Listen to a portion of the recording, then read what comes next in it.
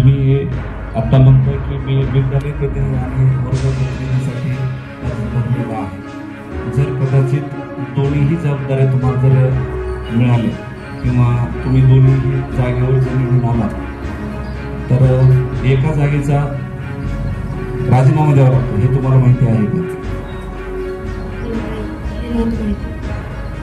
जर कदाचित तुम्ही झाला तर एका जागेसाठी राजीनामा द्यावा लागतो. आणि जर समजा कदाचित तुम्हाला एका जागेचा जर उमेदवाराचा अर्ज म्हणजे उमेदवार तुम्ही निवडून आलात परंतु त्याचा राजीनामा देऊन तुम्ही कोणतं जबाबदारी स्वीकाराल? दोन्ही आले तर विद्यालय प्रतिनिधी म्हणून जबाबदारी स्वीकारेल, कारण की पूर्ण मला 4 वर्ग पण सांभाळायचे आहेत आणि पुढे भविष्यात मी काही झाले तर मला त्याचा. तुम्ही कोणत्या उमेदवारीसाठी अर्ज भरलेला आहे? वर्ग प्रतिनिधी. तुमचं नाव सांगा. तुमचं चिन्ह काय आहे? खडू.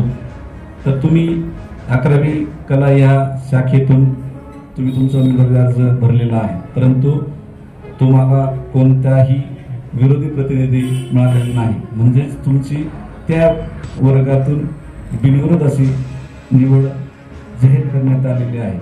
तुम्हाला काय वाटतं याबद्दल? अभिमान. चला, तुम्ही जर आता जर बिनविरोध म्हणून तुमची निवड झालेली आहे, तुम्ही तुमच्या वर्गातल्या विद्यार्थिनीसाठी काय कराल? अभ्यासात विद्यालय प्रतिनिधी झाला तर तुम्ही 4ही वर्गाकडे कोणत्या दृष्टिकोनातून पाहता? सर्वांनी म्हणजे आता वर्ग प्रतिनिधी म्हणून पण निवड झालेली असून त्यांना त्यांच्या वर्गातल्या मुलींना शिस्त लावण्यासाठी सांगणे, परत कोणता कार्यक्रम असल्यावर सर्वांना सगळे म्हणजे जी पुढची प्रोसेस आहे ती सगळ्यांना समजून सांगणे.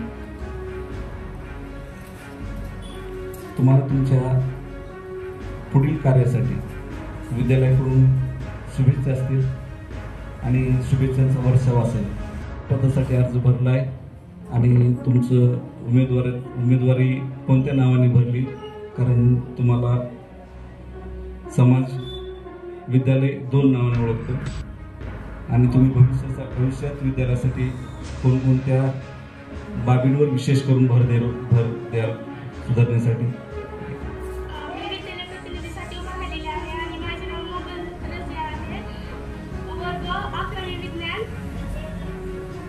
भविष्यात तुम्ही विद्यालयाच्या प्रगतीत तुमचं काय सूचना असतील?